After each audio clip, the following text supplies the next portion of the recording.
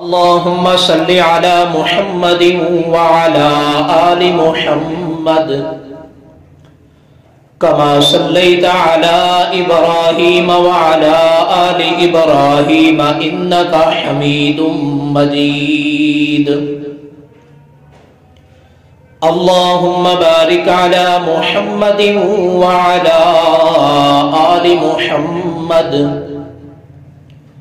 كما باركت على إبراهيم وعلى آل إبراهيم إنك حميد مجيد. سبحان ربك رب العزة عما يصفون وسلام على المرسلين والحمد لله رب العالمين.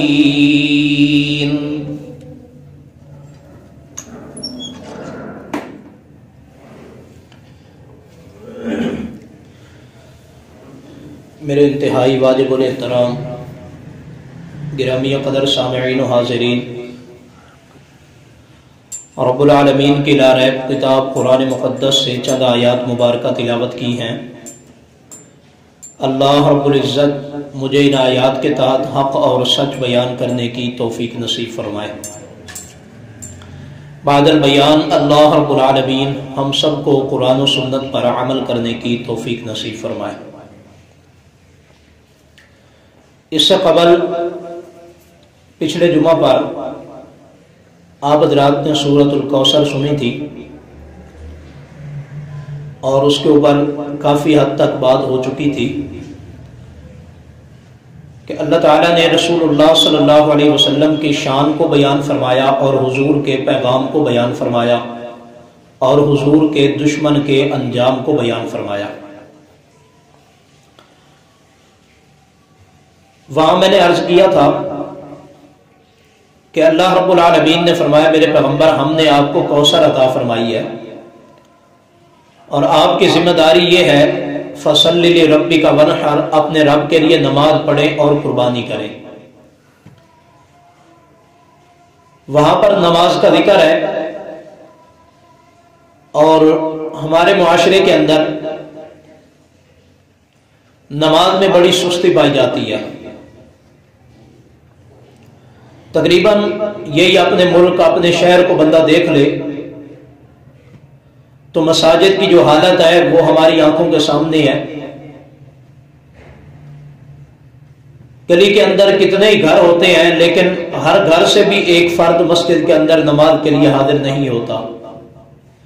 یوں سمجھ لیں کہ 90% یا اس سے بھی کچھ زیادہ جو ہے لوگ نماز سرے سے ادا ہی نہیں کرتے، پڑھتے ہی نہیں ہیں۔ ان کو کوئی پرواہ ہی نہیں ہے کہ ہماری کوئی ذمہ داری ہے یا نہیں ہے۔ اللہ رب العالمین نے ہمیں جو دنیا میں بھیجا ہے تو کیوں بھیجا ہے؟ کیا ہمیں ایسے ہی دنیا کے اندر کھیل کود کے لیے، مال کمانے کے لیے، بیوی بچوں کو کھلانے کے لیے، کوٹھیاں اور بنگلے اور گھر اور مکان بنانے کے لیے دنیا میں بھیجا ہے؟ آخر وہ کیا مقصد ہے؟ کس لیے پوری کی پوری انسانیت کو اللہ نے پیدا کیا؟ اتنا لمبا چوڑا بہت بڑا نظام اللہ رب العالمین نے بنایا۔ لوگوں کے لیے اللہ نے پیغمبر بھیجے، انبیاء بھیجے، رسول بھیجے جنہوں نے آ کر لوگوں کی اصلاح کی کوشش کی۔ پھر انبیاء نے تکلیفیں برداشت کی۔ یہ سارا کا سارا جو نظام ہم دیکھ رہے ہیں صدیوں سے چلتا آ رہا ہے۔ ہمارے اوپر آسمان ہے، نیچے زمین ہے، زمین کے مختلف رنگ ہیں، مختلف جگہ ہیں، مختلف انداز ہیں، کہیں پتھریلی ہے، کہیں نرم ہے، کہیں پتھروں والی، کہیں مٹی والی، اور کہیں پر جو ہے وہ درخت ہے، کہیں پر کوئی چیز ہے، کوئی چیز ہے۔ اتنا سارا نظام اللہ رب العالمین نے کس لیے بنایا ہے؟ کیا ہمارے دنیا کے اندر بھیجنے کا مقصد یہی تھا؟ اللہ تو فرماتے ہیں کہ میں نے دنیا کی ہر چیز انسان کے لیے بنائی ہے اور انسان کو اپنی عبادت کے لیے بنایا ہے۔ انسان نے اس بات کو تو ذہن میں رکھا کہ یہ سب کچھ ہمارے لیے ہے، اسے ہی ہم نے ہی حاصل کرنا ہے، اس سے ہم نے روزی حاصل کرنی ہے، اس کے اوپر ہم نے سیریں کرنی ہے، اس کے اوپر جو ہے ہم نے کام کاج کرنا ہے، اس کے اوپر ہی ہم نے رہنا ہے۔ یہ ساری چیزیں تو انسان نے سمجھ لی ہیں، لیکن اکثریت انسانوں کی اس بات کی طرف غور نہیں کرتے، دھیان نہیں کرتے کہ یہ سب کچھ اللہ نے ہمارے لیے بنایا کیوں ہے۔ یہ آسمان ہے، اوپر چمکتے ہوئے ستارے ہیں، سورج ہے، چاند ہے، یہ ساری چیزیں اللہ نے کس لیے بنائی ہے؟ ہمارے لیے بنائی ہے۔ تو ہمیں کس لیے پیدا کیا ہے؟ اس بات کے اوپر کوئی غور و فکر نہیں کرتا، اللہ رب العالمین کو یاد نہیں کرتا، اس مقصد کو انسان بھول بیٹھا کہ جس مقصد کے لیے اللہ رب العالمین نے یہ ساری کائنات بنائی تھی اور انسان کو اس دنیا کے اندر بھیجا تھا۔ تو یہ جو ہے، یہ مقصد جو ہے، یہ ہے انسان کا اللہ رب العالمین کی عبادت کرنا۔ اللہ کی عبادت ہے۔ اللہ تعالیٰ فرماتے ہیں یہ سب کچھ میں نے تمہارے لیے بنایا ہے۔ زمین ہے، آسمان ہے، اس کے اوپر اگنے والی چیزیں، سب کچھ اللہ نے انسان کے لیے بنایا ہے۔ لیکن اے انسان، تجھے میں نے اپنے لیے بنایا ہے، تیرا حق بنتا ہے تو میرے سامنے جھک جا، میری عبادت کر۔ اللہ تعالیٰ قرآن مقدس کے اندر فرماتے ہیں اقیم الصلاۃ، بار بار حکم دیا نماز قائم کرو، نماز قائم کرو، نماز قائم کرو۔ اسلام کی بنیاد جن چیزوں پر رکھی گئی ان میں ایک چیز نماز ہے۔ رسول اللہ صلی اللہ علیہ وسلم نے بارہا تبلیغ کی اور سمجھایا، نماز کا حکم دیا۔ قرآن میں اللہ نے بار بار اس نماز کا ذکر کیا، اور یہ صرف اور صرف کوئی ہمارے ذمہ نہیں لگائی اللہ نے، ہم سے پہلے لوگوں کے اوپر بھی اللہ رب العالمین نے نماز کو فرض کیا تھا۔ اس کی شکل و صورت حیت جو ہے وہ مختلف ہو سکتی ہے، لیکن نماز پر کیف پہلے لوگوں کے اوپر بھی لازم تھی، پہلے لوگوں کے اوپر بھی فرض تھی۔ اللہ تعالیٰ نے انبیاء کا ذکر کیا قرآن مقدس کے اندر، اور اس کے ساتھ ساتھ ان کو جو حکم دیا اللہ رب العالمین نے، اس کے اندر نماز کا تذکرہ ہے۔ انبیاء کرام کو اللہ رب العالمین نماز کا حکم دے رہے ہیں، اور ہمارے معاشرے کے اندر حالت یہ ہے کہ ہم میں سے بہت سارے لوگ تو نماز ہی نہیں پڑھتے سرے سے، اس مقصد کو، اس پیغمبروں کی تبلیغ کو ہی بھول بیٹھے ہیں۔ اور جن لوگوں کو کچھ پتہ ہوتا ہے نماز کا کہ نماز پڑھنی ہے، وہ نماز پڑھتے ہیں لیکن اس کو اس طرح اہمیت نہیں دیتے، کبھی گھر میں پڑھ لی، کبھی مسجد میں پڑھ لی، جیسے جہاں پر دل چاہا وہیں پر پڑھ لی، کسی چیز کی پرواہ نہیں، مطلب بس نماز جو پڑھنی ہے جہاں بھی ہو جائے جی خیر ہے، گھر میں پڑھ لیتے ہیں، کسی کے بھی پیچھے پڑھ لیتے ہیں۔ اور پھر ان میں سے بھی کچھ لوگ ایسے ہیں جو مساجد کے اندر تو کوشش کرتے ہیں، پڑھتے ہیں مسجد کے اندر، لیکن اس کے اوپر بھی جماعت کا خیال نہیں کرتے۔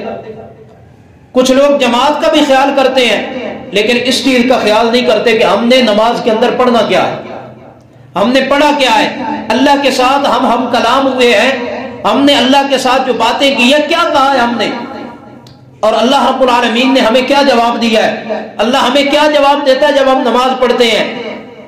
تو ان چیزوں کو انسان سوچتا نہیں ہے، ان کے اوپر غور و فکر نہیں کرتا، اور صحیح معنوں میں نماز پڑھنے والے وہ بالکل تھوڑے چند لوگ ہوں گے جو توجہ کے ساتھ، پورے خیال کے ساتھ، خشوع و خضوع کے ساتھ اپنے الفاظ کو، کلمات کو سمجھتے ہوئے، اس بات کو سمجھتے ہوئے کہ ہم کس کے سامنے کھڑے ہیں، ہم کیا زبان سے نکال رہے ہیں، ہم کس کے سامنے جھک رہے ہیں، یہ ساری چیزیں سوچ سمجھ کر جو پڑھتے ہیں، ایسے پڑھنے والے لوگ بہت تھوڑے اس دنیا کے اندر موجود ہیں۔ حالانکہ یہ چیز اہم کتنی ہے۔ اللہ تعالیٰ قرآن مقدس کے اندر ذکر فرماتے ہیں کہ انبیاء کرام کو، پہلے نبیوں کو ہم نے کہا تھا کہ تم نے نماز ادا کرنی ہے۔ سورۃ طٰہٰ کے اندر حضرت موسیٰ علیہ السلام کو جب اللہ نے نبوت عطا فرمائی تو اللہ تعالیٰ نے اس کا ذکر فرمایا ہے۔ حضرت موسیٰ علیہ السلام آگ لینے کے لیے گئے ہیں، ایک جگہ پر تھوڑی سی آگ نظر آئی، روشنی سی نظر آئی، تو اپنی زوجہ کے ساتھ تھے، مدین سے واپس لوٹ رہے تھے، اور راستے میں کوہ طور پر نظر آیا کہ کچھ روشنی سی ہے، شاید کوئی آگ ہے۔ تو حضرت موسیٰ علیہ السلام نے اپنے گھر والوں سے کہا کہ اذرا نارا فقال لأهلهم كثوا انی آنست نارا لعلی آتیکم منها بقبس او اجد علی النار هدی۔ حضرت موسیٰ علیہ السلام نے اپنے گھر والوں سے فرمایا کہ میں جاتا ہوں، مجھے کچھ آگ نظر آ رہی ہے، میں وہ آگ لے کر کے آتا ہوں، اور وہاں اگر کوئی مل گیا تو اس سے راستہ پوچھیں گے، یا آگ کے ذریعے روشنی ہو جائے گی اور روشنی کے اندر راستہ ہمیں نظر آ جائے گا، تو یا ہم اس کے ذریعے جو ہے گرمی حاصل کریں گے، سردی کا موسم ہے، تو اس لیے میں آگ لے کر وہاں سے آتا ہوں۔ اب موسیٰ علیہ السلام کو تو پتہ نہیں تھا کہ میں وہاں جاؤں گا، تو یہ تو اللہ کی تجلیاں ہیں جو مجھے اپنی طرف کھینچ رہی ہیں، میری طرف بلا رہی ہیں۔ حضرت موسیٰ علیہ السلام وہاں چلے گئے، آگ لینے کے لیے گئے ہیں۔ اللہ تعالیٰ فرماتے ہیں فلما اتاہا نودی یا موسیٰ، جب موسیٰ علیہ السلام آئے تو ہم نے اس کو آواز دی، اے موسیٰ انی انا ربک فاخلع نعلیک، بے شک میں تیرا رب ہوں، اپنے جوتے اتار دے۔ انک بالوادی المقدس طویٰ، تو وادی مقدس میں پہنچ گیا ہے۔ وانا اخترتک فاستمع لما یوحیٰ، میں نے تجھے چن لیا نبوت کے لیے۔ فاستمع لما یوحیٰ، خوب کان لگا کے سنو جو میں بات کر رہا ہوں، جو آپ کی طرف وحی کی جا رہی ہے اس کو توجہ سے سنو۔ موسیٰ علیہ السلام آگ لینے کے لیے گئے، اللہ رب العالمین نے فرمایا کہ میں تیرا رب ہوں، میری بات کو توجہ سے سنو، جوتے اتارو اور اس مقدس جگہ کے اوپر تشریف لے آؤ۔ موسیٰ علیہ السلام نے جوتے اتارے، وہاں پہنچے۔ اب اللہ رب العالمین نے اپنا تعارف کروایا حضرت موسیٰ علیہ السلام کو، اور ان کو فرمایا اننی انا اللہ، بے شک میں تیرا اللہ ہوں، میں اللہ ہوں، لا الہ الا انا، اللہ کے سوا کوئی معبود نہیں ہے۔ یہ پہلی بات ہے، اس کو بنیادی طور پر یاد رکھنا، لا الہ الا انا فاعبدنی، بس میری عبادت کرتے رہنا۔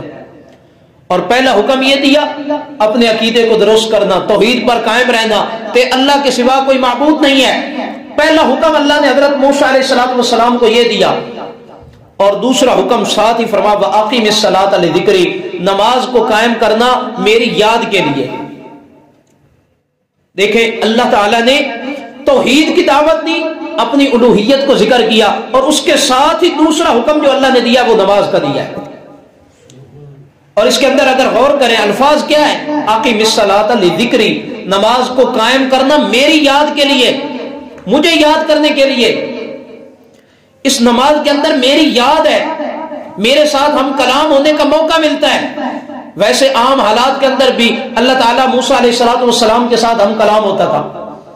حضرت موسیٰ علیہ السلام کو اللہ کی آواز سنائی دیتی، اللہ کے ساتھ باتیں کیا کرتے تھے، لیکن اس کے اندر ساتھ ایک مزید حکم دیا، میرے پیغمبر نماز کے اندر مجھے یاد کرنا۔ آج ہم دیکھیں اپنی نمازوں کو، کیا جب ہم نماز پڑھتے ہیں ہماری کامل توجہ اور خیال اللہ کی طرف ہوتا ہے یا نہیں ہوتا ہے؟ نماز کا مقصد یہی ہے کہ اللہ کو یاد کرنا، دھیان ہو اللہ کی طرف خیال ہو۔ سارا دن انسان کی مختلف حالتیں ہوتی ہیں، کبھی دماغ کے اندر کوئی بات آ رہی ہے، کبھی کوئی بات آ رہی ہے، کبھی دنیاوی کوئی مجبوری ہے، کبھی کوئی مصروفیت ہے، کبھی کہیں جانا ہے، کبھی کچھ کھانا ہے، کبھی کچھ پینا ہے، مختلف جو ہے وہ سارے دن کی انسان کی مصروفیات ہوتی ہیں۔ اللہ تعالیٰ نے دن میں 5 وقت نماز کو فرض کیا۔ جب تھوڑا سا دنیا میں مشغول ہونے لگو تو یاد رکھنا، مجھے نہیں بھولنا ہے، مسجد میں آ جانا، مجھے یاد کرنا، میرے ساتھ تعلق تمہارا قائم رہے۔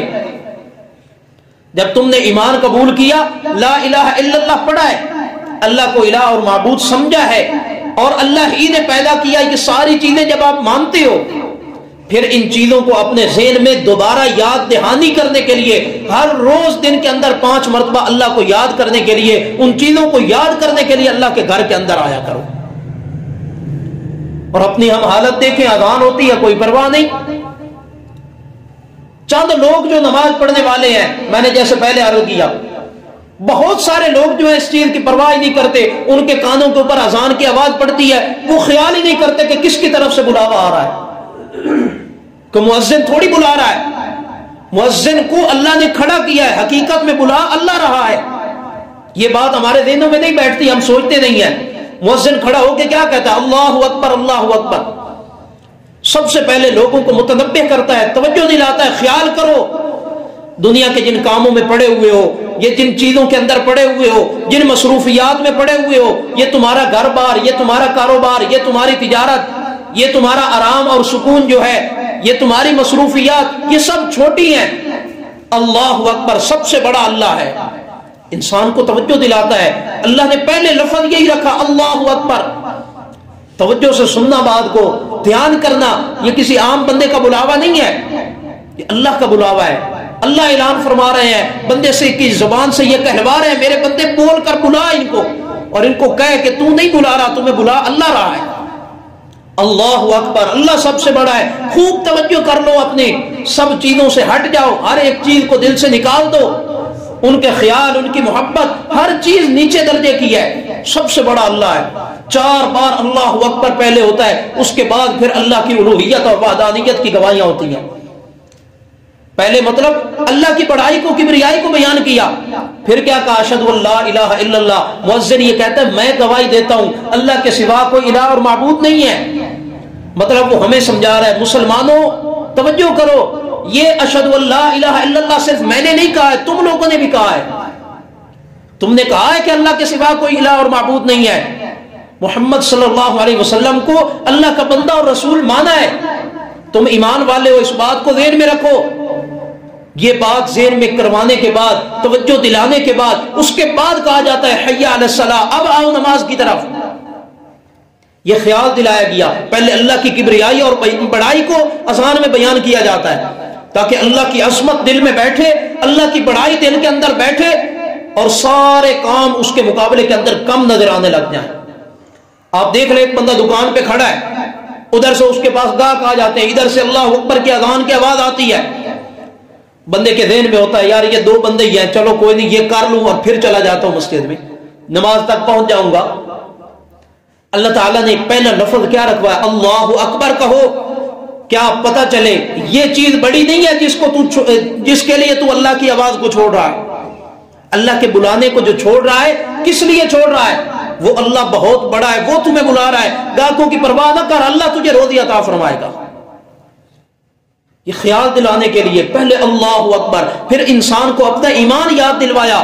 تو نے بھی کہا ہے، میں نے بھی کہا ہے اشہد ان لا الہ الا اللہ. جب اللہ کو مانا ہے، اللہ کو الہ اور معبود مانا ہے، روزی دینے والا، برکتیں دینے والا، اولادیں دینے والا، سب کچھ اللہ کو مانا ہے، تو پھر کس چیز کی پرواہ ہے؟ پھر یہ کاروبار کی زیادہ پرواہ ہے؟ یہ مال و دولت کی، بیوی بچوں کی زیادہ پرواہ ہے؟ نہ، اس کی پرواہ نہ کر. اللہ بلا رہا ہے، سیدھا فوراً اللہ کے گھر کی طرف چل پڑ. اس لیے پہلے یہ توحید کو، اللہ کی کبریائی کو، بڑائی کو انسان کے ذہن میں بٹھانے کے بعد کہا جاتا ہے حی علی الصلاۃ، آؤ نماز کی طرف. چلو وہ اللہ سب کو چھے کرنے والا ہمیں نماز کی طرف بلا رہا ہے. اللہ فرماتے ہیں ایسے نہیں بلا رہا ہوں، حی علی الفلاح، کامیابی کی طرف آؤ. ادھر آؤ گے تو کامیابی ملے گی. یہ نہ سمجھنا کہ دکان چھوڑی تو کمزور ہو جاؤں گا، یہ کام چھوڑ دیا تو رہ جائے گا. فرمایا اس میں کامیابی نہیں ملے گی، کامیابی اس میں ملے گی جس طرف تمہیں اللہ بلا رہا ہے. حی علی الفلاح، حی علی الفلاح، آ جاؤ کامیابی کی طرف، اسی میں کامیابی ہے. اور اللہ نے قرآن میں کیا فرمایا؟ قد افلح المؤمنون، ایمان والے کامیاب ہو گئے. الذین هم فی صلاتهم خاشعون، جو اپنی نمازوں میں اللہ کے سامنے عاجزیاں کرنے والے ہیں، وہ کامیاب ہو گئے. ہم کہتے ہیں ہم بھی کامیاب ہو جائیں، ہم ایمان والے ہیں جی. قد افلح المؤمنون، نماز اذان کے اندر بھی بلایا جاتا ہے حی علی الفلاح، آؤ کامیابی کی طرف. اور پھر اللہ کی کبریائی اور بڑائی کو بیان کیا، لا الہ الا اللہ. یہ سارے جملے جو ہیں اللہ نے ایک ایسی ترتیب سے رکھے ہیں انسان کے ذہن کے اندر اللہ کی بات بیٹھے اور انسان دوڑتا ہوا اللہ کی طرف آ جائے. لیکن کتنے لوگوں کے دماغ کے اوپر، ذہن کے اوپر کوئی اثر ہی نہیں ہوتا، اس کی طرف توجہ ہی نہیں کرتے، خیال ہی نہیں کرتے. اذان ہو رہی ہے اسی کا احترام نہیں کرتے. حضور علیہ الصلوۃ والسلام نے فرمایا تھا جس شخص نے توجہ کے ساتھ اذان کو سنا اور پھر اس کا جواب دیا اور اس کے بعد اس نے دعا پڑھی، اللہم رب ہذہ الدعوۃ التامہ، جو پڑھی جاتی ہے اذان کے بعد کی دعا ہے. حضور نے فرمایا جس نے یہ دعا پڑھی توجہ سے اذان سننے کے بعد، فرمایا کہ حلت لہ شفاعتی، اس نے اپنے لیے میری شفاعت کو حلال کر دیا ہے، میں اس کی سفارش کروں گا. اذان سنتے ہیں، کوئی پرواہ نہیں کرتے، کوئی خیال نہیں کرتے، الفاظ پہ توجہ نہیں دیتے، کس کی کبریائی، کس کی بڑائی بیان ہو رہی ہے، کون ہمیں بلا رہا ہے. اس لیے سب سے پہلے اذان کی عزت و احترام کرتے ہوئے انسان کو بھاگ کر اللہ کے گھر کی طرف آنا چاہیے. اور پھر یہ سوچتے ہیں کوئی نہیں پہنچ جائیں گے، جماعت کے ساتھ مل جائیں گے. جو آنے والے ہوتے ہیں وہ یہ سوچ رہے ہوتے ہیں جماعت تک پہنچ جائیں گے، جماعت کے ساتھ جا کے مل جائیں گے. اور اسی چکر کے اندر کبھی کبھار انسان کی رکھتے بھی رہ جاتی ہیں. حالانکہ چاہیے کیا، جیسے ہی اذان ہوئی سارے دنیا کے کام چھوڑیں اور سیدھا مسجد کے اندر آ جائیں. اور حضور علیہ الصلوۃ والسلام نے اس کی بڑی ترغیب دلائی ہے آپ علیہ الصلوۃ والسلام نے فرمایا جو شخص مسجد کے اندر بیٹھا ہوتا ہے، نماز کے انتظار میں بیٹھا ہے، ابھی تک وہ نماز نہیں پڑھ رہا، ذکر اذکار نہیں کر رہا، صرف مسجد میں بیٹھا ہوا ہے، اللہ کے ہاں وہ ایسے لکھا جا رہا ہوتا ہے جیسے وہ نمازیں پڑھ رہا ہے۔ اس لیے یہ نہیں کہ میں خاص کر کے اثر ہے اور عشاء ہے اس سے پہلے والی سنت کو غیر موقع چونکے ہیں، لازمی نہیں ہے تو لوگ اس کے اوپر بھی زیادہ توجہ نہیں دیتے، بس جب وقت ہوگا تو پہنچ جائیں گے۔ تو یہ ساری ہماری کمزوریاں ہیں، مجھ سمیت ہم سب کی کمزوریاں ہیں۔ حضور اتنی فضیلتیں کس لیے بیان فرما رہے ہیں کہ مسجد ویران پڑی رہے، اللہ کا گھر ویران پڑا رہے، اس لیے حضور نے یہ فضیلتیں سنائی ہیں۔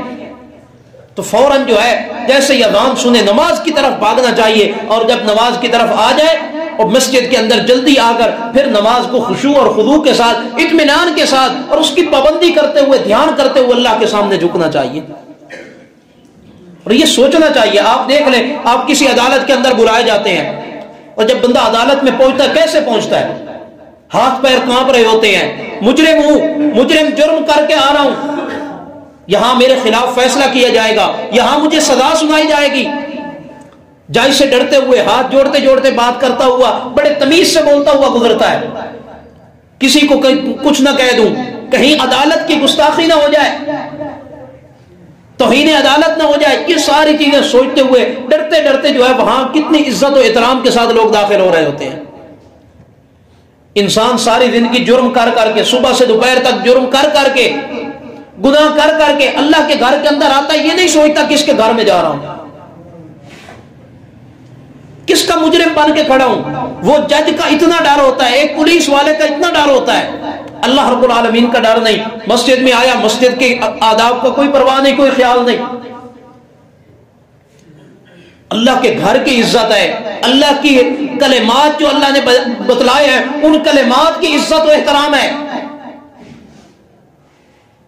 اللہ تعالیٰ نے موسیٰ علیہ السلام کو کیا فرمایا؟ وَأَقِمِ الصَّلَاةَ لِذِكْرِي، نماز کو قائم کر مجھے یاد کرنے کے لیے۔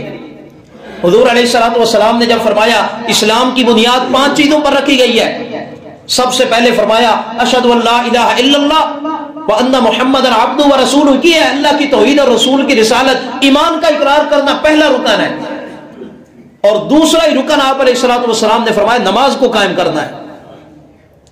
بندہ جو وعدہ کرتا ہے نا، اقرار کرتا ہے لا الہ الا اللہ کا کہ میں ایمان والا ہوں، اس کو یاد رکھنے کے لیے ہر وقت کہ خیال جو ہے وہ اللہ کی طرف رہے، اس کو خیال رکھوانے کے لیے اللہ رب العالمین نے نماز کو فرض کیا ہے۔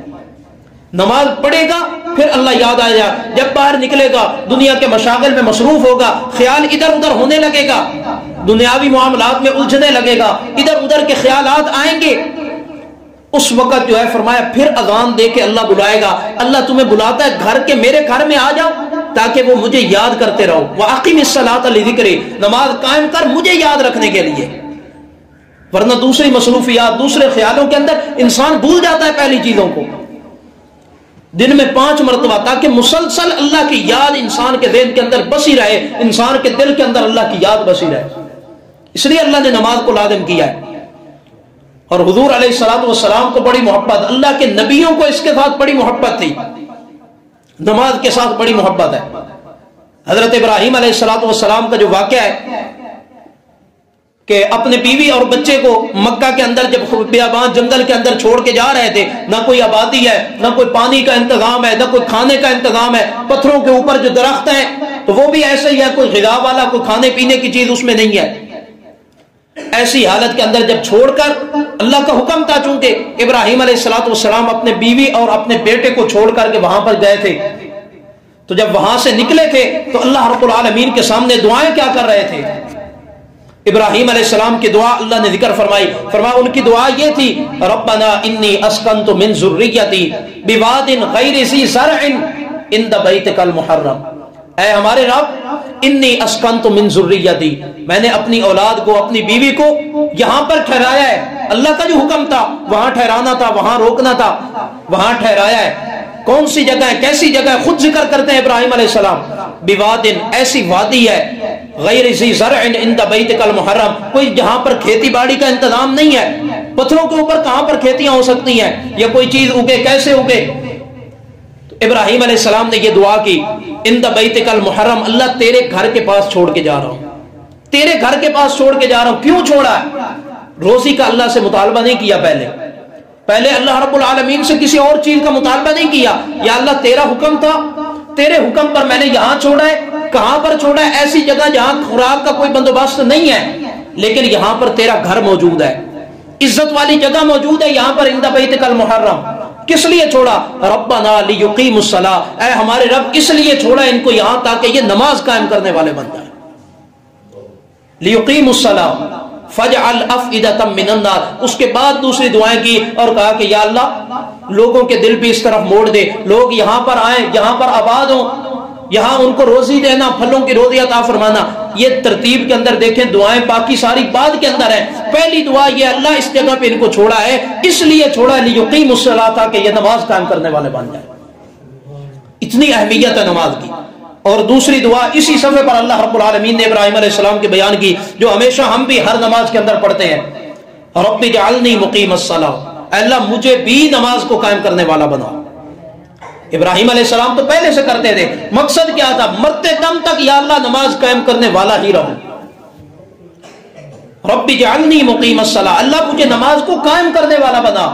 اور قائم کے اندر بھی جو ہے وہ ایسی ایک چیز ہے کہ قائم کرنے والا، یعنی جیسی نماز اللہ تجھے پسند ہے ویسی نماز مجھے پڑھنے والا بنا.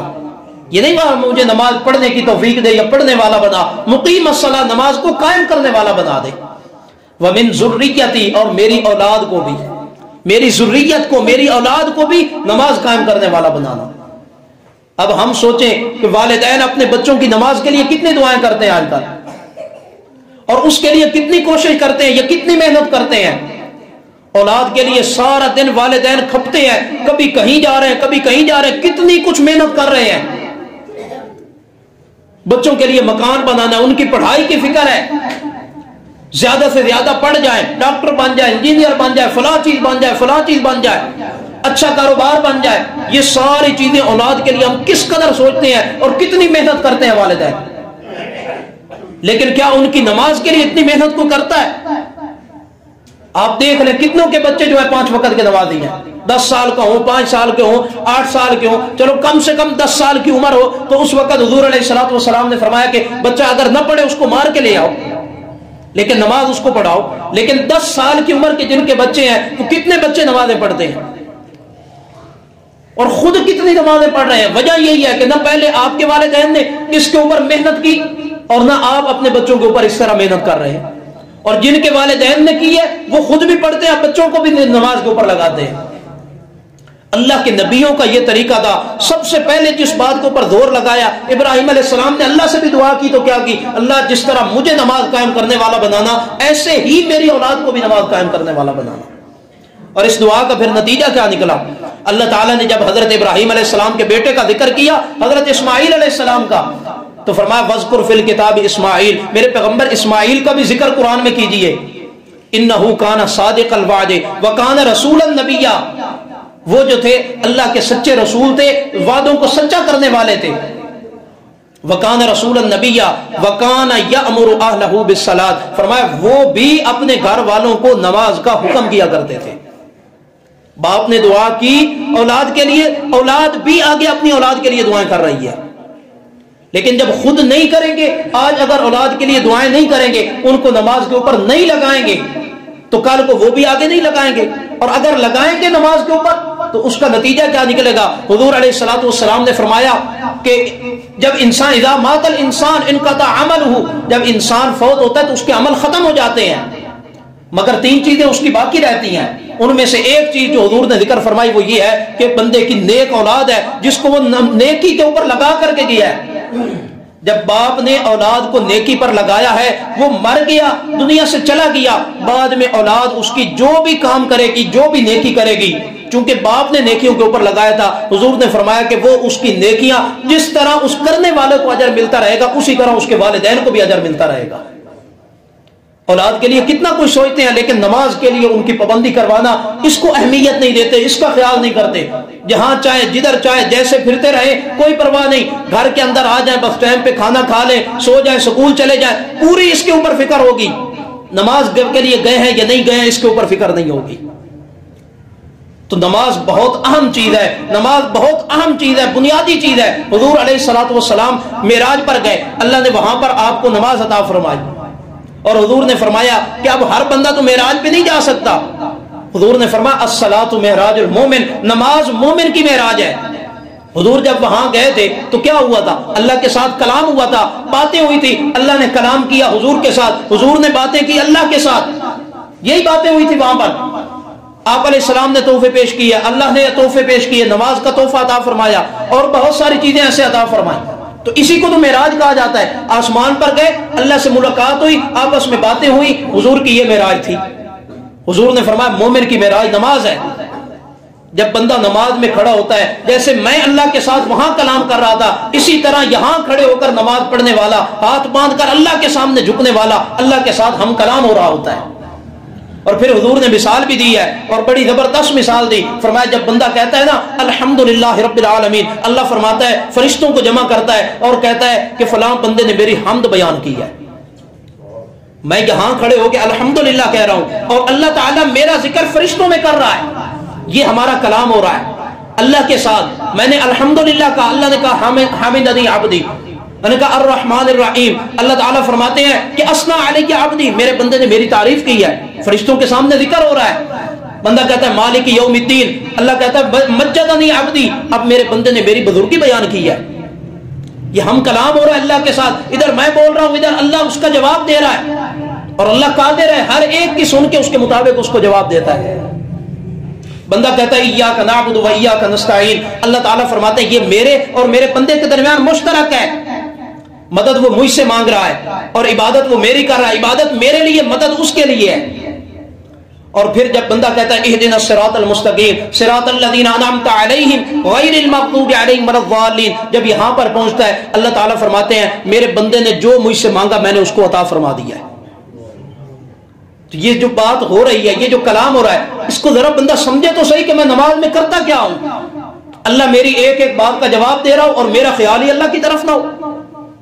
موسیٰ علیہ السلام نے کیا فرمایا؟ اللہ نے کیا حکم دیا؟ وَأَقِمِ الصَّلَاةَ لِذِكْرِي، میرے پیغمبر نماز کو قائم کر کس لیے؟ مجھے یاد کرنے کے لیے۔ اور اگر آپ نماز پڑھ رہے ہیں اللہ کو یاد ہی نہیں کر رہے تو سمجھ لیں نماز کسی کام کی نہیں ہے۔ اور اگر نماز پڑھ رہے ہیں اور اس کے اندر حقیقتاً اللہ کی طرف دھیان اور توجہ ہے اور اللہ کو یاد کر رہے ہیں تو تب سمجھے کہ ہماری نماز واقعتاً یہ جو ہے صحیح ہو رہی ہے۔ بندہ کہتا ہے نا پتہ نہیں میری قبول ہو رہی ہے یہ نہیں ہو رہی، اس کا آسان نسخہ اللہ نے خود بتایا، اقیم الصلاۃ لذکری، نماز کو قائم کر مجھے یاد کرنے کے لیے۔ جس کو نماز میں اللہ کا دھیان آ رہا ہے، اللہ کو یاد کر رہا ہے، اللہ کے سامنے جھکتے ہوئے اس کا دل جو ہے وہ جھکا ہوا ہے، تو وہ سمجھ لے میری نمازیں قبول ہو رہی ہیں۔ اور جس کا نہیں جھکا ہوا، چاہے ہزاروں کیا لاکھوں نمازیں پڑھ چکا ہو، وہ سمجھ لے کہ اللہ نے میری ایک نماز بھی قبول نہیں کی ہے۔ اللہ تعالیٰ سے دعا ہے اللہ عمل کرنے کی توفیق عطا فرمائے، ہم سب کو 5 وقت کا نمازی بنائے، اور صحیح معنوں میں جس طرح اللہ کو منظور ہے ایسے ہمیں پڑھنے کی توفیق عطا فرمائے۔